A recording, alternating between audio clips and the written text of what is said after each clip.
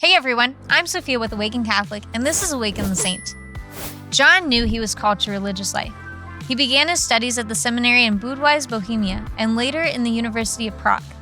Everything was on track and going as planned, until his ordination finally came in 1833.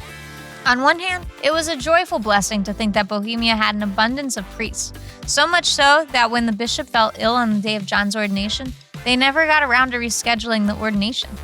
They already had too many priests in the diocese and were running out of assignments for their priests they already had. This still wasn't an excuse for John to abandon his vocation. He set his eyes on America. If he wasn't going to be able to serve God in his homeland, he would go to where he was needed. He set out on foot to France and from there journeyed across the sea to Manhattan in the States.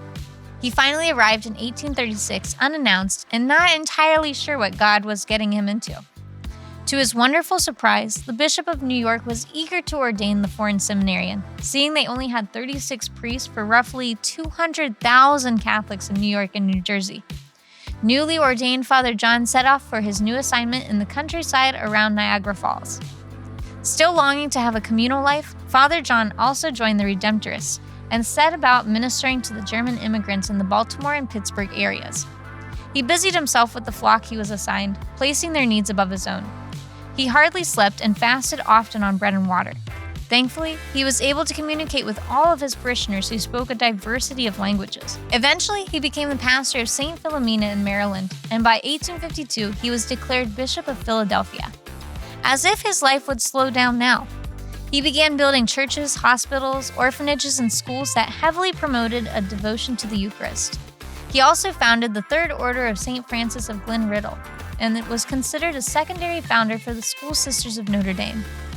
Unfortunately, his life came to a sudden halt in the streets of Philadelphia when he had a sudden heart attack in 1860.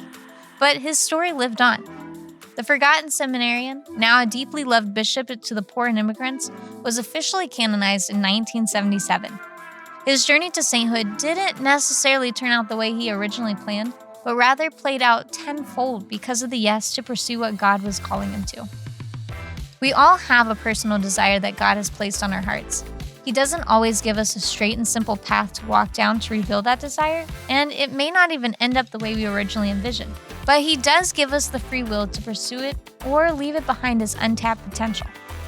I've personally found my love for the selfless mission of nonprofits, and while every day isn't rainbows and butterflies, I still feel a sense of peace that I'm exactly where God has called me to be. Where's God calling you?